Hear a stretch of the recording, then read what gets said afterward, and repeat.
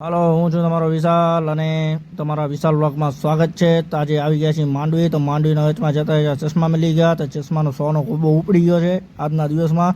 તો આગળ કેટલા ખોબા ઉપડવાના છે એ નથી ખબર ફ્રેન્ડ્સ, પણ જુઓ તમે, એન્જોય કરો વિડીયોને. તો અહીંયાથી મામા ટી હાઉસને કેન્સલ કરતા અને આગળ વધીએ છીએ આપણે મોજાની તરફ.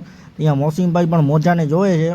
મોજાનું નાવાનું મન છે એમનું, પણ હવે કપડાં વપડા ભેગા લઈ નથી આવ્યા એ લોકો, એટલે અમે નાવાનું કેન્સલ કરશું. અને અહીંયાથી ડાયરેક્ટ હવે ઊંટ બૂટની સવારી જોઈએ, સસ્તામાં હશે તો કરશું, નકા કેન્સલ કરી નાખશું આપણે.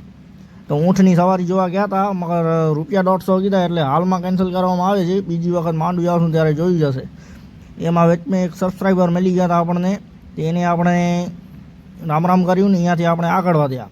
તો અહીંયાથી હવે ગાડી આવી ગઈ હતી, ગાડીનો સિનેમેટિક શૂટ લઈને કાકા બસો કીધા, એને પણ કર્યો કેન્સલ.